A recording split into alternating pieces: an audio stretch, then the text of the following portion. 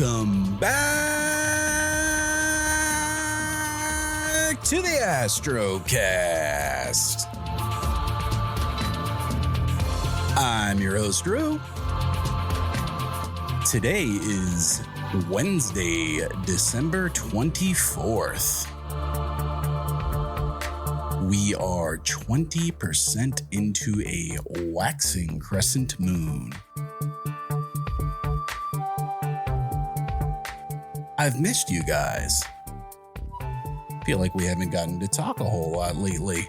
Kind of stuff that's a little bit out of my control. I came down with a cold last week, if you didn't happen to catch the message that I put up. So I was able to bounce back relatively quickly, which was very nice. I started feeling it on, I want to say Tuesday or when, yes, I think Tuesday I was just like completely exhausted. And I could just tell my body was like, give it a rest, man, because I just been killing myself at work and just kind of just doing too much. And I must have picked up a bug somewhere because by Thursday, I was just a zombie. I just wasn't feeling great. I went out and got Emergency. I actually got a bootleg brand called Ester C, but it was the same thing basically. And I took a whole lot of that and it seemed to do the trick. I mean, it really did knock it out of me quickly. Normally when I get a chest cold like that, I'll be down 2 weeks minimum, and sometimes I got to go get steroids and antibiotics and all that stuff, but taking a lot of zinc and vitamin C very early on definitely helped because I started feeling good again by Saturday, and I'd say by Monday I was 95%. So here we are. Happy to be back. Got a whole lot to talk with you guys about today. There's certainly plenty to cover in the world of astronomy and astrophotography. But before we get to that, I thought it might be fun, given that it is the time of year when we celebrate the holidays, that maybe we take a few minutes and look back on humankind's history and how we have celebrated holidays throughout the millennia. So first, if you notice, the episode title is EO Saturnalia, and it's essentially a Roman phrase from ancient Rome that kind of roughly translates to let's go nowadays. They would celebrate Saturnalia right after the winter solstice took place. So we just had the solstice a few days ago. And if you're into astronomy, and even if you're not, you probably know that that is the longest night of the year.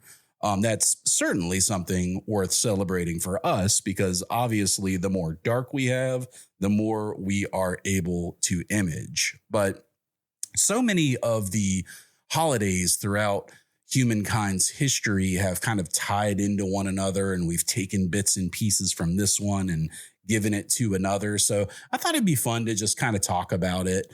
So the Romans had obviously long, hard winters, hundreds and thousands of years ago.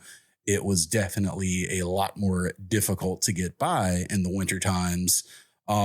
Because we didn't have things like, heating and medicine and all the things that we kind of take for granted. So, death and hunger were omnipresent. And it was a great way to really bring the community together and help brighten their spirits with a big celebration. And they would do things that wouldn't happen any other time of the year. Like role reversals were actually quite common during Saturnalia.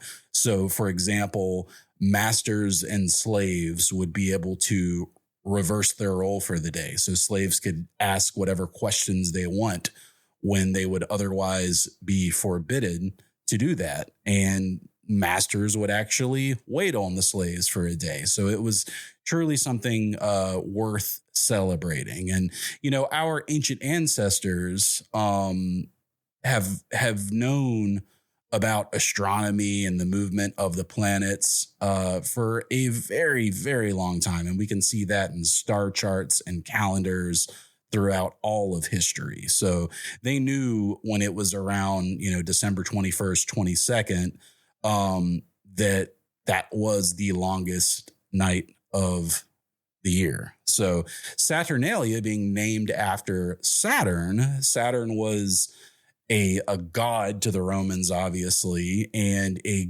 very much a god of time, and also a god of wealth and agriculture. And this was during a time when people didn't really own property, and still got along quite well. So the Roman utopian age, if you will, is whenever this would take place. And indeed, there was gift giving also. So small gifts, symbolic, think candles and hand carved figurines were very present during this time, but it was not a celebration of capitalism. There weren't people going out and spending all their hard-earned ducats throughout the year that they had saved up to buy gifts for one another. They were small but very meaningful gifts. And there was reason to celebrate because it was essentially the rebirth of the sun. So the sun was coming back around again.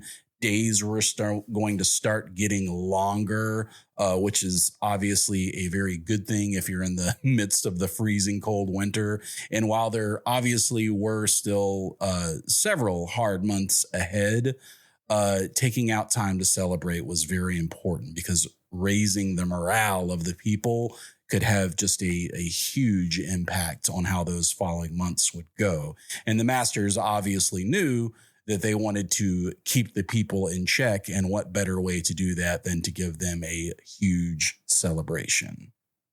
So being that Saturnalia was the festival, EO was the, let's go kind of chant. So you would shout, EO Saturnalia, and everybody would know. It's, equivalent to Happy New Year, essentially, in today's tongue. I also find it funny that Io is the specific phrase, being that Io is one of Jupiter's moons, obviously not Saturn's, but Io being a very, very beautiful moon that we can regularly watch transit across Jupiter these days. Now, another reason that they considered Saturn to be related with time so heavily is just because of the incredible length that it took for Saturn to rotate a full rotation around the sun. Now, Saturn doesn't have the longest orbital cycle amongst our planets. Uranus would have an 84-year orbiting period, and Neptune 164 years, and then Pluto even longer at 248 years. But you have to remember, although, Uranus technically, being that it's, at a magnitude 6, is visible to the naked eye, at a magnitude 6, it would have just looked like another star in the night sky to ancient Romans. So Saturn was what they were able to see. And since its orbital period was, roughly 29 and a half years, they would take it as an entire generation after 30 years coming back around again to be in the same spot in the night sky that it was before. So that is one of the reasons that they associated Saturn with time so heavily, is just because an entire generation would pass before it would come back around. And that is thoroughly rooted in astronomy, not astrology, even though back then the two obviously intersected quite a bit. Now, there is another ancient Roman festival that was celebrated for quite some time that might be even a little bit more associated with modern day Christmas. And forgive me if I completely botch the name on this, but Dies Natalis Solis Invicti. This was for short Solus Invicti, which essentially translates as victory of the sun. And they did this on the 25th because ancient Romans knew the 21st through the 22nd was winter solstice, and it appeared to them that the sun would continue hanging about in the same spot for a few days. But when the 25th came around, that is when it became visually apparent that the sun was once again conquering the darkness and turning into longer days. And I believe it actually meant the unbeaten sun, because every year the sun would come back and conquer the darkness. And this was useful to them for a whole multitude of reasons. There was actually an emperor who used the sun as propaganda with the people. So Emperor Aurelian promoted this festival in 274 CE because the empire was at a point where it was very fractured.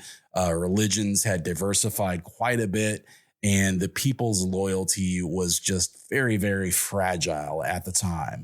But the sun worked out great for this propaganda because everyone could see it. It basically was a god to many Romans, and it always occurred in the exact same way year after year, the victory of the sun. So, Roman astronomers obviously didn't have access to solar scopes, but they did have many ways of tracking the sun. They would use sun sticks. They had temples that were aligned to the solstice and the sun's rise on the 25th. And obviously they would do horizon observations as well. He actually printed the festival on a Roman coin, which is quite interesting. I wish that I had a Solus Invicti coin in my coin collection, because man, oh man, would that be cool. So as you can see, it's a lot deeper than just saying that, Christians stole Christmas from the Romans. And I suppose if you're very anti-theist, you could make that argument. But I think the reality is actually a lot more deeper than that, frankly. Humans have always taken bits and pieces from other cultures and evolved them to suit their own needs and spirituality as millennia have gone by.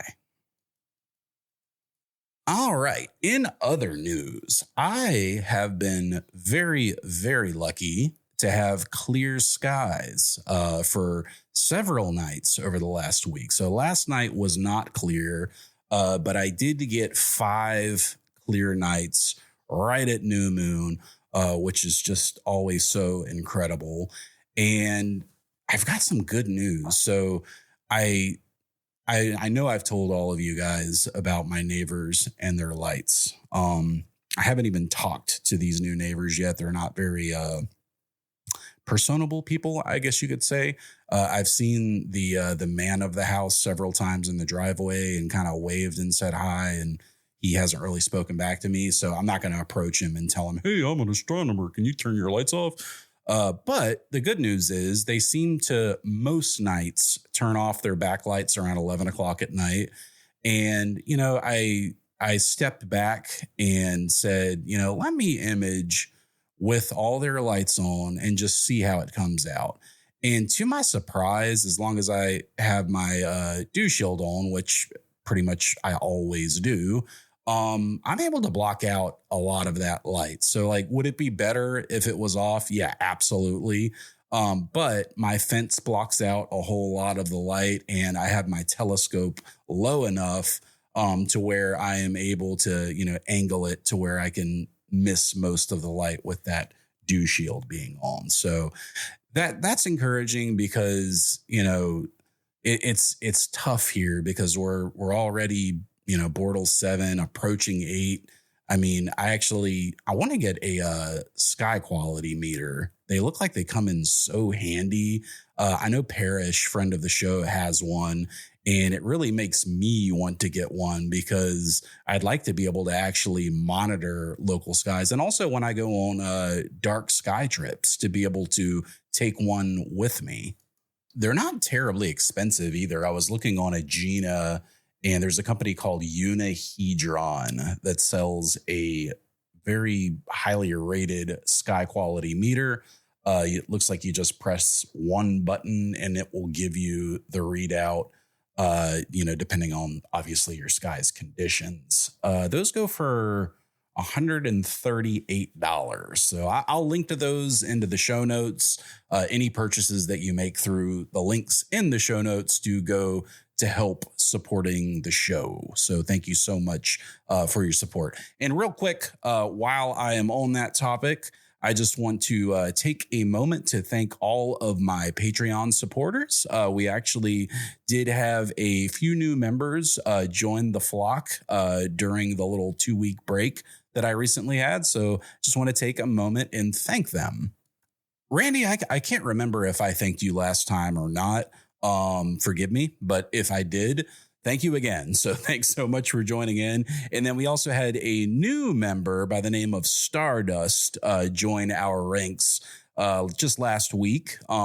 Justin obviously joined. I think I thanked Justin on the prior show, but I want to take a moment to thank him along with all of our other new members. We've had quite a few in the last, just in the last month.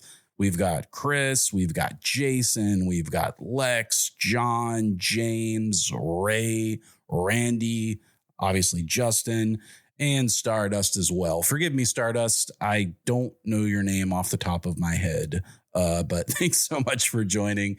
And I really, really appreciate you guys supporting the show. The Patreon channel, or Discord channel rather, is doing such an awesome job lately. Every time I go in here, it just blows my mind. We're always talking about something interesting. There's always lots of tips and tricks that are going on. Recently, there's been a lot of talk about the new stretch method in PixInsight, this Veralux Hypermetric Stretch that everyone's been talking about. It's kind of the flavor of the week in the astrophotography community.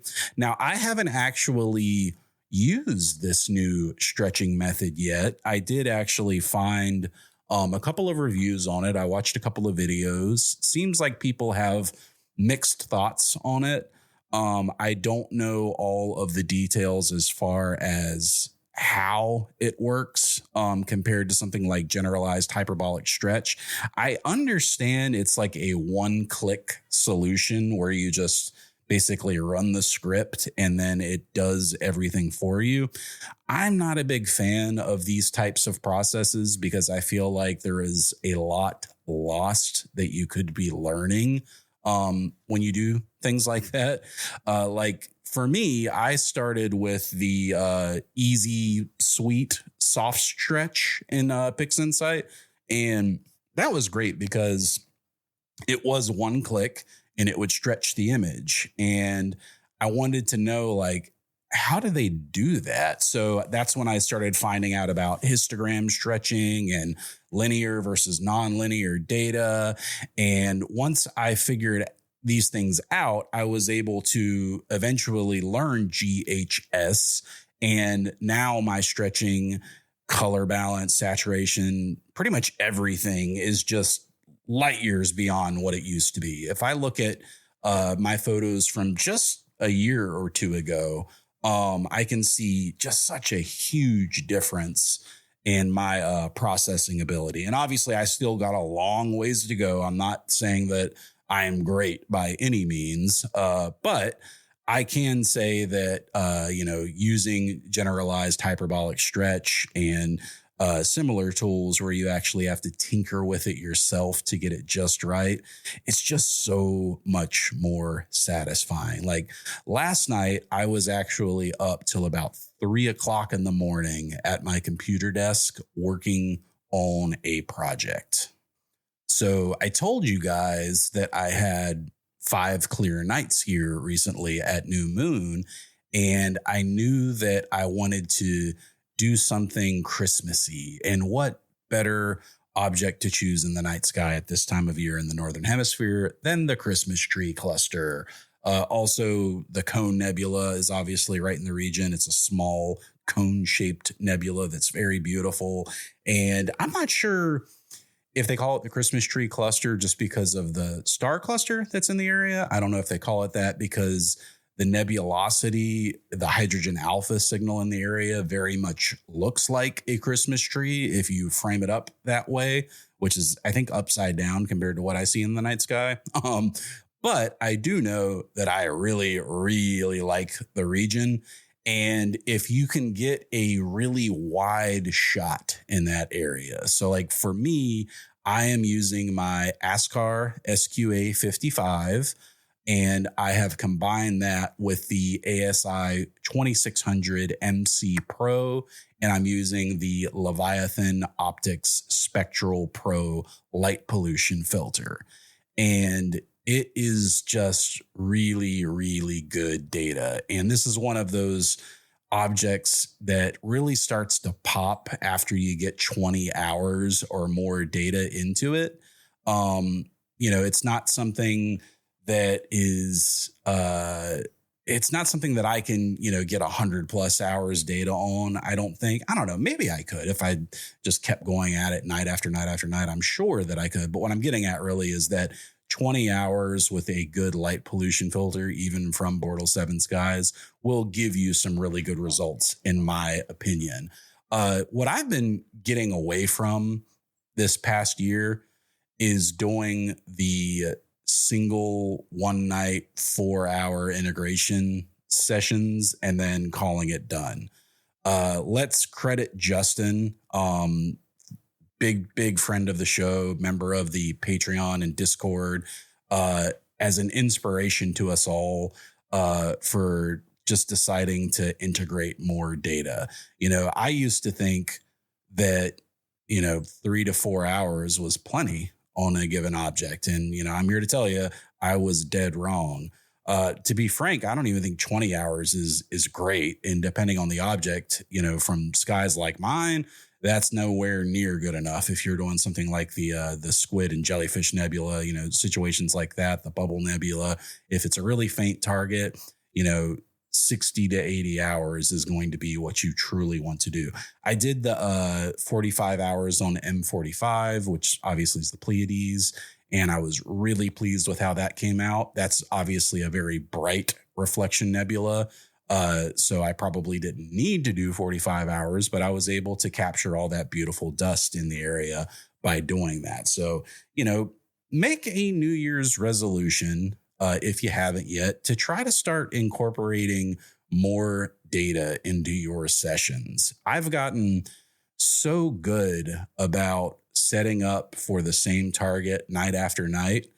And I just know that in this next year, with the roll-off roof observatory finally starting to look like a reality for me in my yard, that there will be no excuse left for me. I mean, even without an observatory, with the ZWO setup that I currently have, which is their carbon fiber tripod, the AM3 mount, and then obviously my small refractor quintuplet scope in the 2600, I'm able to set that thing up in 5 minutes, if that. I recently added a new piece of kit to that rig, which is the ZWO Pier extension. So this basically slips right on top of the tripod and has the really cool interlocking screws. I don't know what, you just have thumb screws basically that you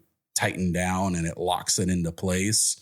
Very much like how the AM3 or AM5 mounts lock into the top of the tripod with that metal plate that they have, the silver plate on the bottom.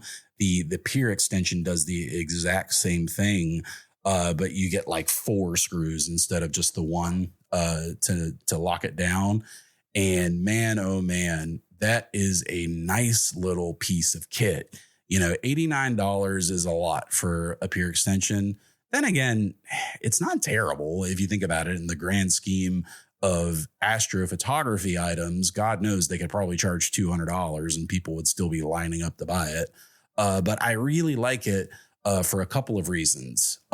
It's going to give me clearance for when I end up putting larger scopes on there. I didn't have any trouble at all with my SQA 55. potentially running into the tripod when doing meridian flips and such. But once I put a larger telescope on there, whether it be my 80 millimeter doublet or the C8, which the AM3 is absolutely capable of running. Once I put the counterweight bar on, I will be very, very thankful to have that pure extension. So I'm still waiting on the counterweight bar. I actually ordered it on the 12th of December, and now we're sitting here on Christmas Eve, and it's still not here. No fault of Agena Astros. They shipped it out the day after I placed the order. It has been just stuck in the USPS mail system, and I check it every day, and it just says it's running late, and it's currently going through the U.S. postal system. Have you guys noticed, a little sidebar real quick, how poor USPS has been in the last year? It's been really awful. Like, my wife runs an Etsy business, and she will send things out, the day that someone purchases them or the day after at the latest. And she has had people actually give her bad reviews because they choose USPS for the shipping method. And USPS ends up taking forever to deliver the package, even though they say it should arrive in 2 to 3 days. Let me just let you know, if you order, you guys are all smart enough that where I shouldn't have to say it, but just in case someone doesn't know, I will say it. If you order something from a company, whether it be Agena or an individual seller on Etsy or High Point Scientific, wherever it is, if you order it and they send you a tracking number the next day and you can clearly see that the item has been received by USPS, don't knock the seller or the company for it. It's not Agena's fault that that counterweight bar has taken 2 weeks to show up and still isn't here. They sent it out the next day. They have no control over what USPS does with their package. If you have the option to choose FedEx or UPS, even if it is a little bit pricier, definitely consider that, especially if it's something that is very time dependent. Like, the target that I want to go for isn't going to be around forever. So, I want to get that counterweight bar. And of course, none of my other counterweight bars will fit the AM3. Doesn't that drive you nuts how things that should be universal by all rights just aren't in astrophotography? It reminds me of drill batteries. So drill batteries are all proprietary. They only work with their brand.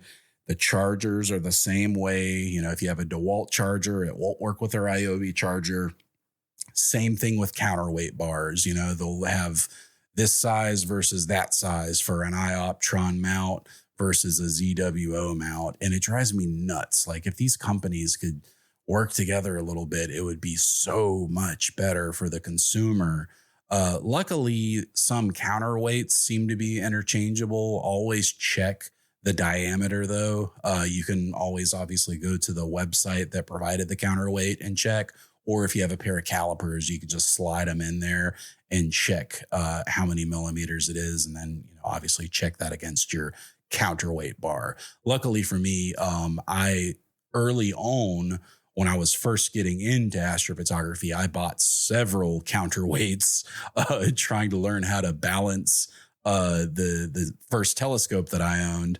And I still have them all. I didn't send any of them back or anything like that. And I'm glad to have them because I can interchange those as needed with, I think, the majority of my mounts. So it's a good thing to have for sure. And just something to think about and keep in mind the next time that you are working on a new build. So the Christmas tree nebula region, though, man, oh man, it's looking great. So I took it into PixInsight. Thank goodness I took flats, because I ran into a situation where I had stolen a spacer from my SQA55 rig when I was trying to get the C8 properly spaced out. More on that later. And whenever I went to go image on that first night, I went and set the rig up with what I thought was the correct spacer, and I wasn't in focus, and I knew something was wrong because that scope holds focus like no one's business. So it took me a good 20 minutes in the freezing cold, switching this and that out until I found the correct one. I had misplaced also my 11 millimeter spacer that comes with many of the smaller ZWO cameras, like your 294 and your 585 come with those 11 millimeter rings that are M42 female to female. They're really good to have, and they put you perfectly at 17.5 millimeters back spacing with a camera like the 294. So you can, naturally put whatever spacers or filter drawers or wheels that you have right after it and keep the numbers, within where they need to be. But I couldn't find it anywhere, of course. But I finally did and got it all up and running. While I was doing that, I must have gotten dust on the sensor window or the telescope. I'm not sure where, but just let it be a reminder. Take your flats. You have to take your flats, guys. If you don't, you'll end up with a situation where you have 5 nights of data and you'll be stretching these huge dust motes over all of them. The first night that I ran the data, I very clearly saw 2 large circular dust spots on the image. And I was like, oh no, because I had forgotten to take flats that night. So the next evening, I went out to start imaging and I immediately took flats. Luckily for me, there was no new dust that came in during my whole imaging process during these 5 nights. So I was actually able to use those same flats for every night. And that's something that is very common, I find.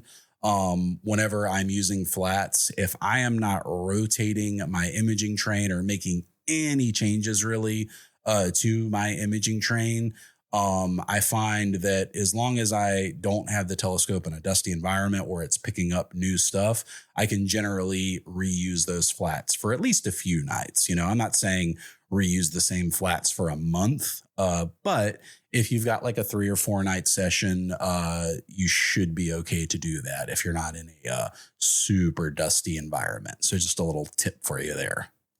Once I unscreened the stars, which by the way, I started using unscreened stars instead of the simple pixel math of adding them back in. And it really does make a difference in the quality of the stars when you bring them back in, I find. I'm quite happy with how the stars look on this new image. I was actually, like I say, I was up till 3 a.m. working on it last night, and I had it. Oh man, I had it in such a beautiful, beautiful configuration as far as the processing is concerned.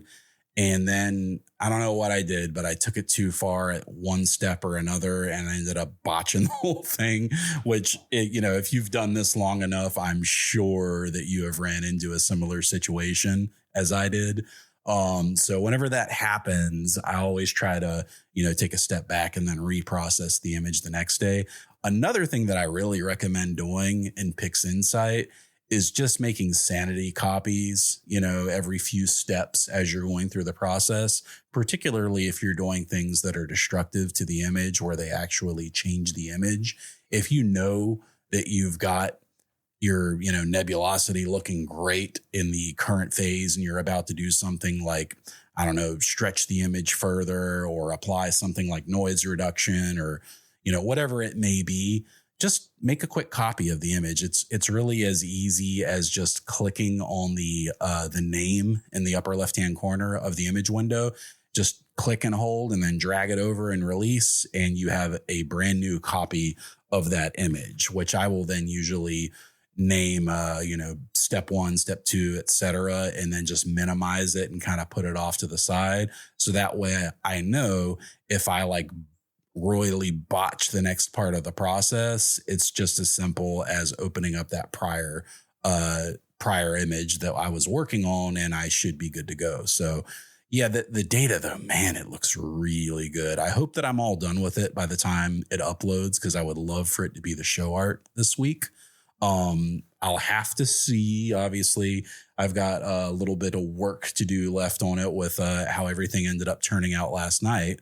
But hopefully I will be able to, because it really is a beautiful image that I'm quite happy with and quite proud of. And speaking of beautiful images, it's time for social media stars. This is going to be a fun one because I was actually talking with James over at Leviathan Optical, friend of the show. And obviously he sent over the Leviathan Optics Spectral Pro light pollution filter, which I have been just really putting through its paces over these last few months. He has sold a few already. I confirmed with him on that. In fact, apparently one of our listeners was one of the people who made the first purchase. So I'm very, very happy for you in that regard, James, and whoever it is out there that made that purchase. Thanks so much for helping out James with his small business. I'd love to hear how you like the filter. I know that I absolutely love the review unit that James has let me use for the last couple of months. And other people are also doing quite great things with it. So this week's social media Stardust winner will be going to one John Walsh. So if you want to check it out, you can go to Instagram and look up John Walsh Astro. And it is his image of the Horsehead and Flame Nebula. He actually did just a really, really great job with it with a 2600 MC Pro and then a 150 PDS. So he actually got a top pick on AstroBin for this image. So congratulations to you on that, John. That is very, very, very cool.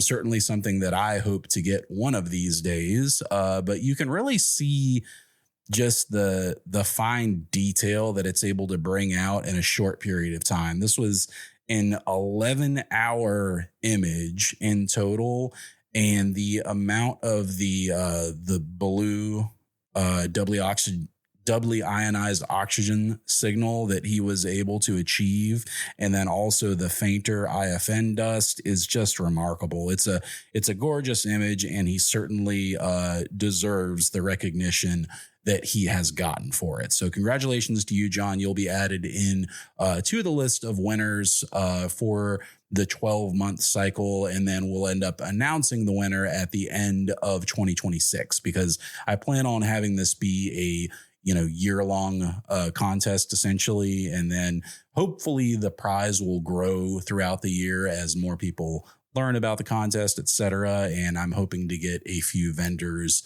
to maybe toss in a couple of things to go with the cash prize as well. So you will be entered into that. And then, like I say, at the end of the year, we will have a tournament style bracket for voting to determine which image is the viewer's favorite amongst all of them. So great job, John. Like I say, you can check him out at John Walsh Astro, or just pop over to astrobin.com and you should be able to find it there as well.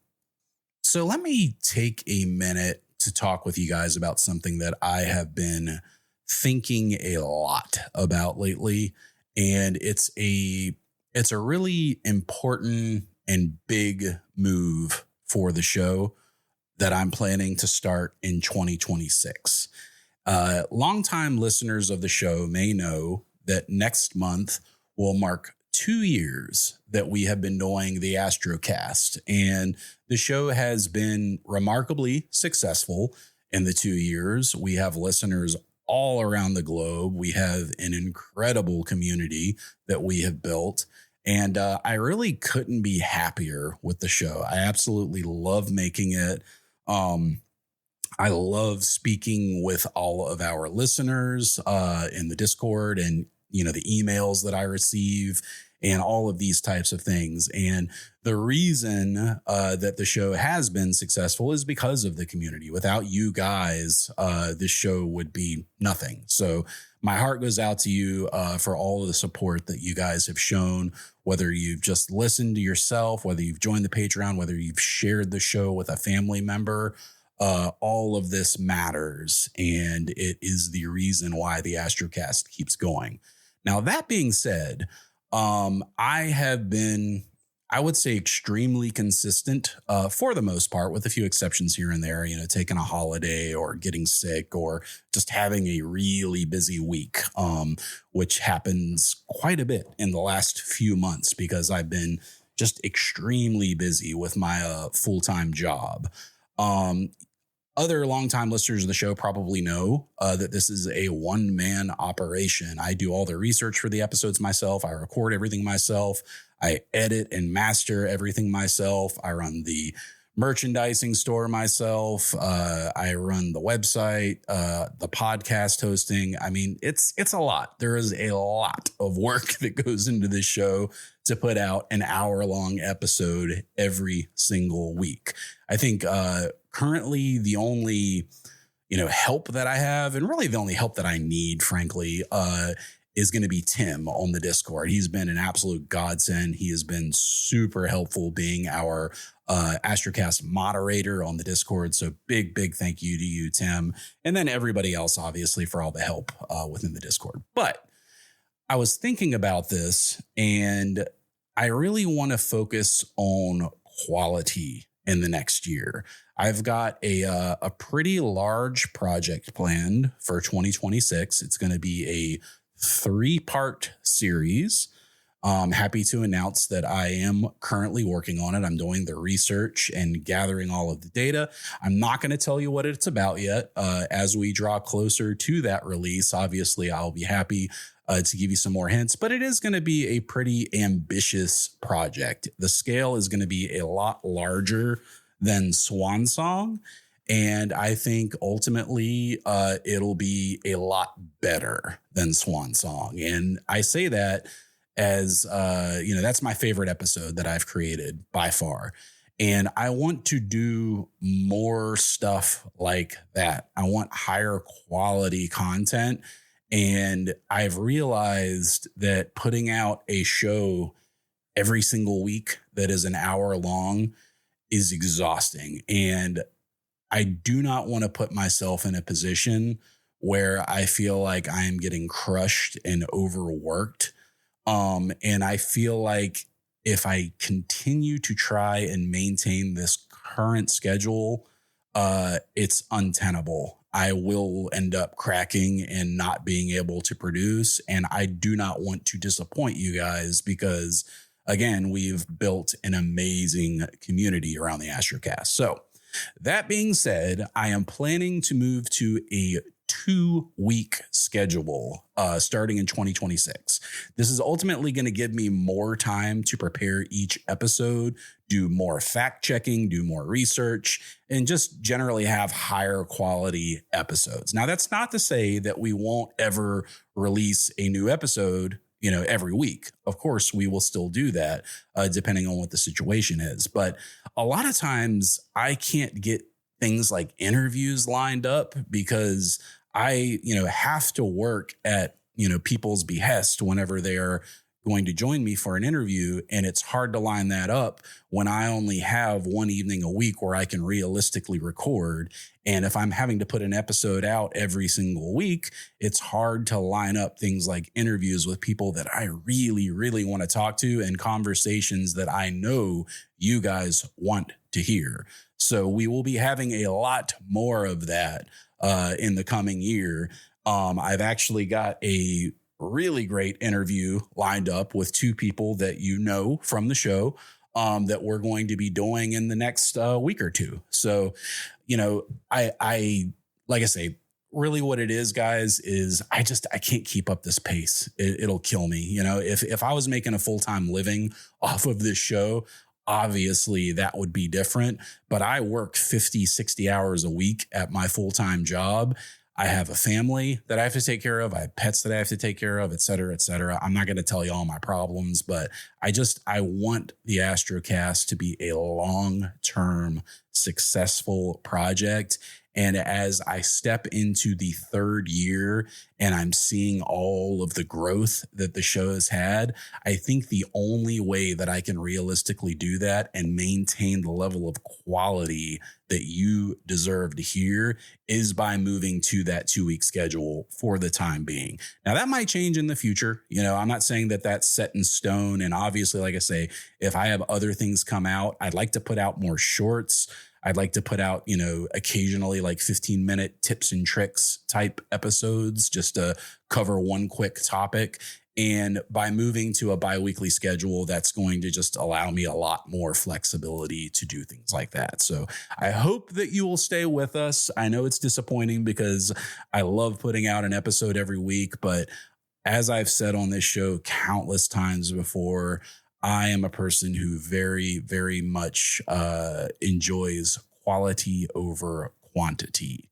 And if you're like that and you're with me, then let's keep on riding this train until it falls off the rails. I'm not going anywhere, just to be clear. I am very, very, very excited for 2026 in the Astrocast. I am planning a big get together for us next year, which I think is going to be awesome. It's going to be open to pretty much all listeners of the show.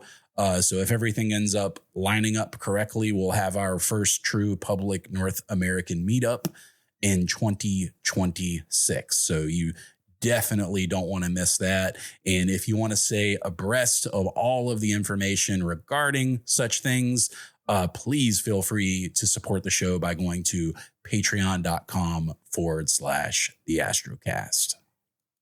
So something to talk about going into 2026 that I thought would be fun to mention. I know I said on the show a few episodes back that it seems like all of the meteor showers that we've gotten in the last couple of years have been in the midst of full moon cycles or very close to it and just haven't been optimal viewing. I know I personally haven't seen a great meteor shower in a few years now. And man, I sure miss that because I love a good meteor shower. There's nothing like it. I think very early on, one of the very first episodes that we recorded, I talked about viewing meteor showers and getting zero gravity lawn chairs so you can really lean back and truly enjoy the show. That's something I still recommend to this day. Zero gravity chairs are incredible for observing. Anytime me and my friend go down to the Charlotte Observatory down in Kershaw, South Carolina for the Charlotte Amateur Astronomers Society, we always like to bring our zero gravity chairs because after we get the scopes up and imaging, we can just put on some Pink Floyd, sit back and look up at the stars. There's nothing like listening to animals at 2:00 in the morning while meteors kiss the sky. It's incredible. So I thought it would be nice to look ahead to 2026 and see if we might get a little bit more lucky this year. So the good news is it looks like we've got some bangers lined up for this year. So they're not all going to be great. Obviously, they can't be with the way that the phases of the moon work and when meteor showers fall each and every year.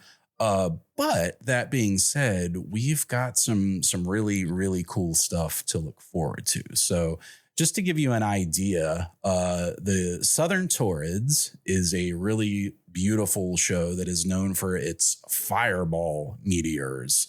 And it usually peaks in early November. So November 4th through the 5th of 2026, the moon will only be 18% full. So we will have a very, very fine crescent moon that will not be up in the night sky around the time of the peak of the Taurids.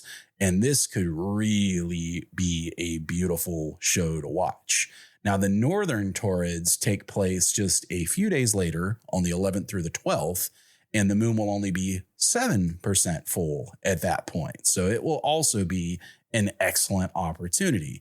November in general is shaping up to be just a really great chance to see some incredible meteor showers. And, if you're in the Northern Hemisphere, obviously November can be chilly, but to me, there's nothing better than a cold night's meteor shower. So right after that, we'll have the Leonids, and the moon will still be less than half full, so 45% full. The Leonids famously come from Temple Tuttle, which is a periodic comet. And the Leonids, every 30 years or so, they have what is called a meteor storm, which I know I've mentioned multiple times on the show in the past that I was able to see back in 2001 with very close friends of mine. So definitely worth keeping your eyes out for that. The Geminids will only have a 20% moon when they take place, which is December 13th through 14th of 2026. And then the Ursids, which are currently active right now, but next year will only be taking place with a 3% full moon. So definitely a lot to look forward to. And I've actually saved the best for last. So it looks like the Perseids, which are a summer meteor shower. And it's probably the most popular among all meteor showers because they peak on, warm August nights in the Northern Hemisphere, which is obviously a great time to be outside. If you're lucky enough to have clear weather. August is kind of notoriously muggy here in Charlotte, North Carolina. But it can put up quite a beautiful, 30 to 50 meteors per hour type show. And we will have a completely new moon on August 12th through the 13th when the Perseids are peaking. That comes from Swift-Tuttle, which is another famous periodic comet. And it's going to be quite the show if we end up with clear skies. So definitely mark your calendars. If you have an astronomical calendar, it's something that I would highly recommend that you get. This is the time of year when many people purchase a new calendar to go into the next year. And if you're like me, I like to have an astronomy calendar that is just your normal, month by month page calendar. You can pick one up at, Barnes and Noble or Amazon or wherever you shop. Lots of artists sell their astrophotography in calendars. It's something I've considered doing, but frankly, I don't think I have enough good images to make up a whole calendar yet. But what you can do is you can mark things like meteor showers and, comet appearances and when nebulas start to come back and when they go away and these types of things in one of the calendars. And most calendars even have the current moon phase listed on them. If you get a good calendar, it'll generally have the moon phase. So that's another thing that is just really, really handy to have. Something else that I always purchase is a moon calendar for the year. I think it's a great thing to have up on your wall of your observatory or, your home office, wherever it is that you do your work from. It's just a great thing to have because you can just have a quick glance and always know exactly what the moon is going to be like on any given night, which is something that I always strive for. So definitely, look forward to this year's meteor showers. It's not going to be bad like it was for most of this year. And we actually have some really great opportunities from, late summer through the end of 2026. There's going to be lots of opportunities for us to see just amazing meteor showers. So make sure that you plan ahead and get to very dark skies, because if you can get to darker skies, you can see the fainter meteors. And if it's a shower like the Perseids where, the peak is, 50 per hour, if you're in a place like I am under Bortle 7 skies, you'll be lucky to see, 10 to 20 an hour because the light pollution is so bad. Whereas if you're somewhere really dark and you let your eyes get well adjusted and you're sitting back in a zero gravity chair, I guarantee you're going to see 2 to 3 times as many as you'd ever see from your home address. So I think a lot of people make the mistake of just walking outside for 20 minutes and looking up at the sky whenever it's a meteor shower night. That's not the way you want to do it. Like, don't get me wrong. If you can't get out and that's all the opportunity that you have, I definitely understand and empathize. But if you can plan ahead a little bit and make an evening of it, it can be just a magical experience. And you never know when a meteor storm could occur, because they do happen through lots of different showers. And when they do, it's insane. I mean, there have been people throughout history that legitimately thought the world was ending during meteor storms because it is such a spectacle to behold. I pray that I get to see something like the 2001 Leonids again within my lifetime, because man, oh man, was that incredible. I mentioned earlier that I will be working on my observatory building this year. I've actually got a friend who is going to be helping me build it. Quick shout out to Chris. Thank you so much for offering to give me a hand with it.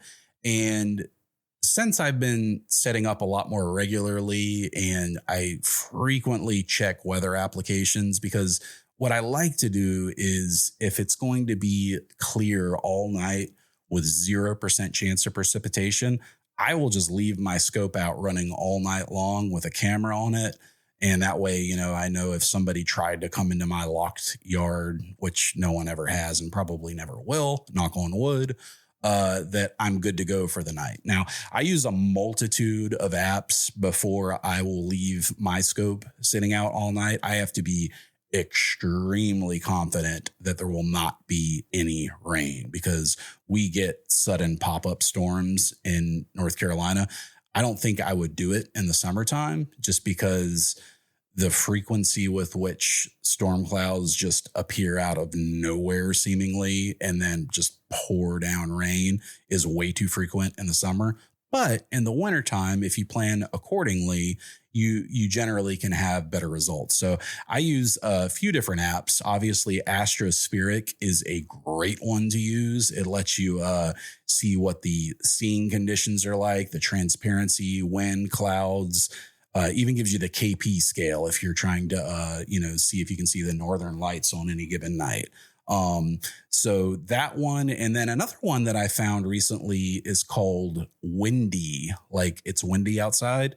If you go to windy.com, you can check it out, but their mobile app is excellent. And I think they make this for people who are like, very interested in the winds, like if you're a sailor or a surfer. But what I like about it so much is the clouds feature. It gives you just a very, very accurate look at the clouds and which direction the wind is coming from, and therefore where the clouds are going to be blowing in from. So I really like Windy. I would highly recommend checking it out. It is a paid app, I believe, on the App Store. I'm fairly sure that they do have a free version as well. I ended up getting the paid one just because I liked it so much. But check out the free one. You can get it on Android or Apple.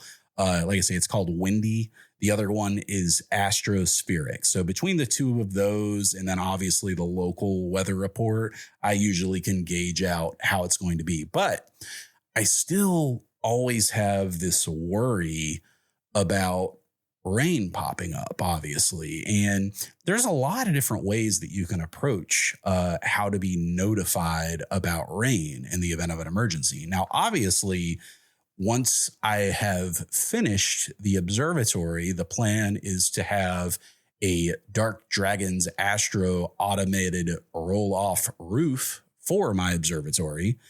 And I will set up a sensor that will be able to detect if a single raindrop falls and then automatically close the roof. However, there has to be hardware that determines that. Whether it be a weather station, which can get fairly expensive. You can pay $300-$400 and up to a whole lot more if you want to get into the prosumer side of things. So it got me thinking, like, how can I notify myself right now if it starts raining at 3:00 in the morning and I am dead to the world asleep in my bed, without having to go out and spend $400 on a weather station that I may or may not be able to incorporate properly to wake me up? So what I did actually is I went on Amazon.com and I searched for rain sensor, and I found a few different returns, including things like weather stations. But to my surprise, maybe not too surprised, but to my joy, I found that they sell rain sensors that work directly with Arduino and Raspberry Pi boards, or ESP32 boards, depending on what you call them, but small single board computers like the Raspberry Pi. And they sell these for a 2-pack for just $7. So, if you end up botching the first one and breaking it, you have a second one. That's one thing I love about development boards like Arduino. Usually when you buy things, they give you a few of them because they know chances are if you're like soldering and messing about and, prototyping, you might end up breaking it. So yeah, a 2-pack can be had for just $6.99, and man, I'm just realizing they sell a 5-pack for $8.99. Go figure. I will link these in the show notes. And if you guys want to check them out, you're welcome to. But the plan is to have a Raspberry Pi out in the observatory that will be essentially a weather station. I want it to be able to recognize things like raindrops. It could run an all-sky camera as well, because Raspberry Pi makes an excellent wide angle lens that you can put a dome on top of and waterproof it. And there's a whole multitude of things that you can do with it. But in its most simplest form, I can use it along with a program that I have called Home Assistant at home that I run on a Docker container to send a notification to my smart home assistant that I have in the bedroom to basically turn up the volume to 10 and say, "Hey, Roo, it's raining outside. Get your butt out of bed." And that's exactly what I'm planning on doing. So the key will be able to turn it on and off easily. I have to be able to do that for the nights when I know I'm not setting up. I obviously don't want to be notified at 3:00 in the morning that it's raining again if it's been raining all week. So I'll have to make sure that it is extremely dependable.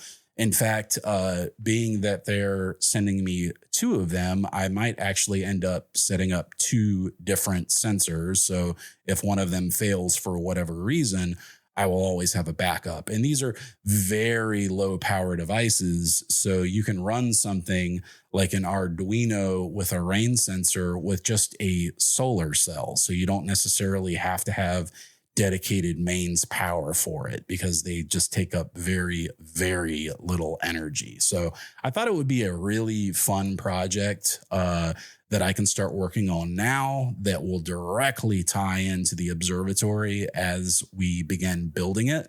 And I just wanted to share it with you guys in case you are like me and like to tinker with Raspberry Pis or Arduinos.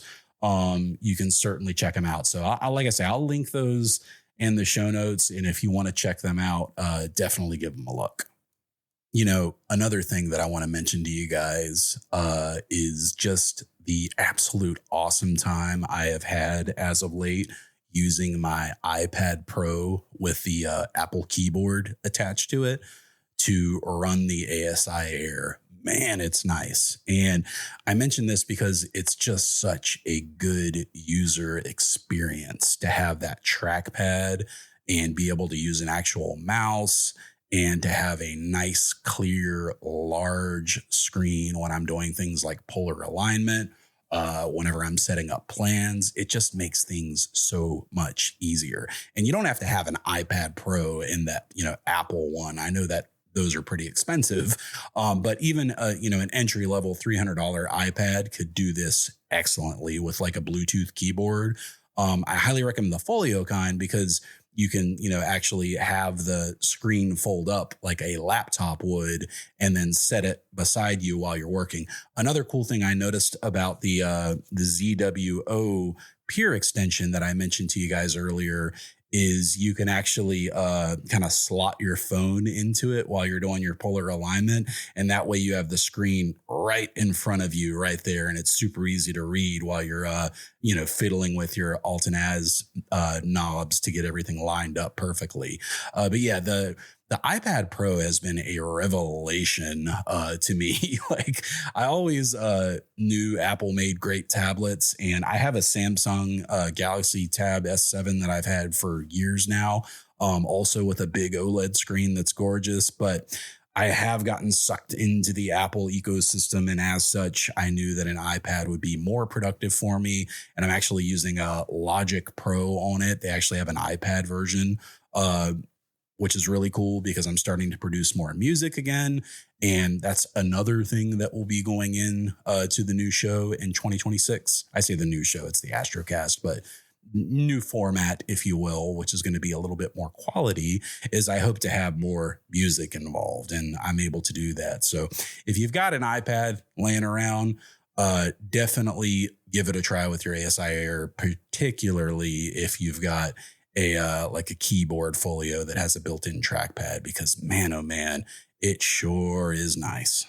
The other thing that I got, which is directly related to my observatory, is I purchased a drill press. So this is something that I've wanted for a very long time, but have hesitated to pull the trigger on because they are pretty expensive power tools that, for me at least, only will have one main use. And I'm sure I can use it for lots of other things as well. But what I really need it for is to drill very accurate, precise holes into square steel plates, because I don't want to spend $200 on every pier pier adapter for each one of my mounts. That's just not something I'm interested in doing. Whenever we installed the pier last summer, I set up the Star Adventure GTI as the first mount on the pier. And the reason I did that was because it only needed 1/3/8 screw to screw into the little pier extension that one has to hold it in place. I didn't have a drill press at the time, and we basically manually drill pressed it, which was not an easy thing to do. It consisted of using clamps and a vice grip and holding the plate in place while me and my brother took turns pressing into that drill and pouring 3-in-1 oil, because that's what we had to keep the thing from burning up. And I did it one more time when I needed to drill another hole in a plate for my CEM26 mount, and decided then and there, like, this is not for me. It's not fun to manually drill these holes, and it is just hell on your arms. So the one that I got, and the reason I got it finally, is because it was such a good deal. I didn't see a reason not to get it for $90, especially when you consider that, a regular pier plate adapter, like, let's take the ZWO one that I just got, that was $90 on its own. So now I can buy square steel plates that have pre-drilled 3/8 holes in the corner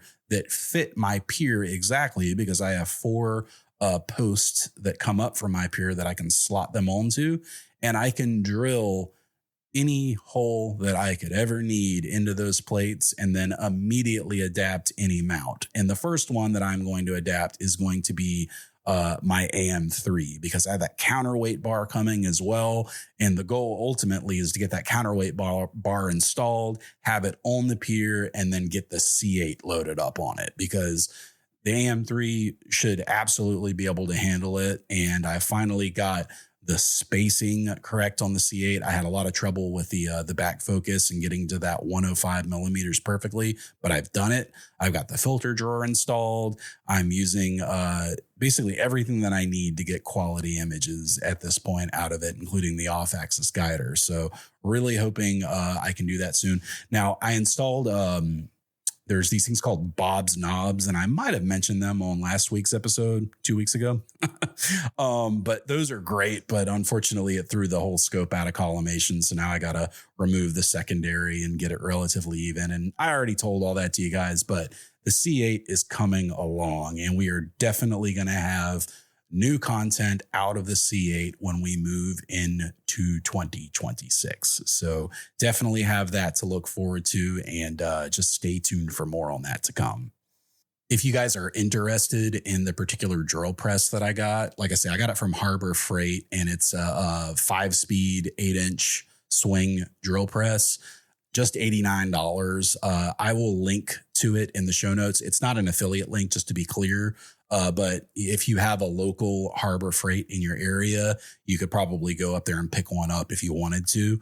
For $90, why not? They even gave me a free bucket the other day when I picked it up, and I was just like, this is awesome. It took me about 10 minutes to put it together.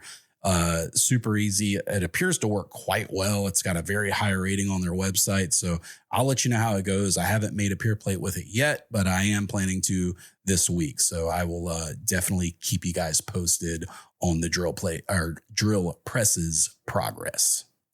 All right, so let's do a recommendation. And this is going to be the last recommendation for 2025. So let's make it a special one. I was trying to think about like a game or a TV show or a movie. Man, there are some really good TV shows out lately. I'm not even going to say an honorable mention. It's just going to stand shoulder to shoulder with the recommendation I'm going to give you. But I will tell you guys, Welcome to Derry on HBO, which is the prequel to the It story, is incredible. If you haven't watched it yet, go watch it, because it has some of the best production and cinematography I have ever seen in a horror show or movie, for that matter. Bill Skarsgård reprises his role as It, and it's incredible. So highly, highly, highly recommend that. That being said, that's not going to be the official recommendation of the week, although I highly recommend you go and watch it. The recommendation is actually going to be a new show. I don't know if I've mentioned it, or I did mention it, because I remember talking about the signal that was sent. It's Pluribus, which is a new show that is on Apple TV. They're up to 8 episodes. I believe the 9th episode might have just came out, and I haven't watched it yet. But it's a really good show with what I think is a very plausible, dystopian sci-fi future. And if you are watching Pluribus and you haven't seen episode 8 yet, there will be some minor spoilers, for it, that I'm about to discuss. So feel free to, skip ahead a few minutes, if you want. But they did something in the show that I thought was just super, super cool. Not the least of which, because I had seen an astronomy related thing in Welcome to Derry recently that really bugged me, because they were, I believe it was in Welcome to Derry. They were looking through. Yeah, it was. I remember the specific scene now. One of the characters, Will, is looking through his telescope at one of the neighbors, and you can very clearly see that they don't have an eyepiece in the telescope. And I know most people don't care and they wouldn't even notice something like that, but I immediately noticed it. I said, there's no eyepiece in that scope. What's he looking at? But anyway, Pluribus very, very much did justice to the astronomical community. So I figured it was only a matter of time. If you've seen the show, you know that it is a hive mind of, essentially, that has conquered Earth. I wouldn't say invaded, because no one actually came. They sent a signal, excuse me, and it was basically to genetically engineer a virus, and then the virus spread, and then everybody on Earth except for, I think, 8 people basically became part of the hive mind. And the main character is trying to return the world to normalcy and get everybody back. And she's gathering information on how to do that. But while doing that, she befriends one of the hive mind people. And during the particular scene in question, she is hanging out with this woman who she has feelings for, even though the woman's part of the hive mind. Anyway, they're outside together, and the main character, Carol, she is asking about what planet they came from. And she actually shows her that it is Kepler 22b, which is a real exoplanet. And it is in the region of Cygnus. And they had the telescope actually pointed up at the night sky. And the main character said something about how I could see it better if it weren't for all the light pollution. And it was so cool. It was like a wet dream for astronomers. The hive mind heard her say that because, like you say, they're all connected, and they instantly turned off all of the city lights in the surrounding area. And the Milky Way just instantly became visible overhead. And what I really, really dug about this scene is that they actually had Cygnus in the correct part of the night sky. They were looking at the correct area where Cygnus would actually be. They referred to it as the Swan. Kepler 22b is indeed right in that area. Kepler 22 is like a magnitude 11 star, so you can pick it up with a large telescope. So it was all just very, very scientifically accurate and probable, which most of the show has been from everything that I've been able to see. Obviously, I'm not a scientist, but I have a lot of interest in science and I pay attention to things like that. And man, it just made my day. I looked over to my wife, Jess, and I said, I have got to talk about this on the show because it's just so cool. So if you haven't seen Pluribus yet, that is probably the most unique and coolest fresh idea I have seen on any show in years. So I highly recommend that you guys check it out if you haven't already. And if you have, don't spoil episode 9 for me because I saw it pop up in the previews of Apple TV. So I'm going to be watching that very soon. But definitely check out Pluribus. It has been an absolute highlight for me for the year in terms of all the productions that have come out. All right, guys, I think that is going to pretty much do it for us this week. I appreciate you bearing with me while I got through my bit of sickness that I had to deal with there, but we all got to go through it occasionally. I hope that no one is too upset about the change to the format of the show that I'm going to be making going into 2026. I hope you understand I'm a one-man army and I love making this show. It means everything to me.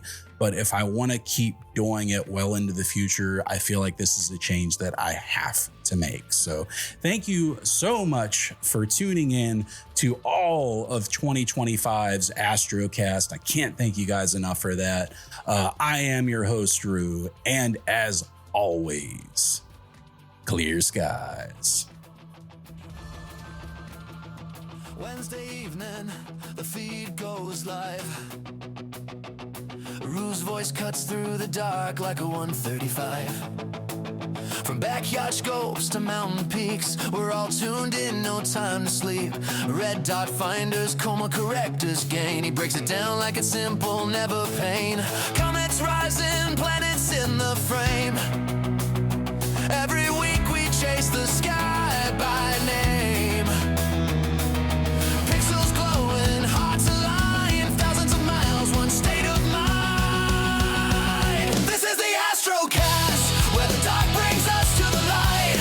From Florida to the UK lights, we're wide awake under the same sky. Discord pinging, never quiet. Rules on the mic, the whole world's invited. This is the Astrocast. Yeah, this is the Astrocast.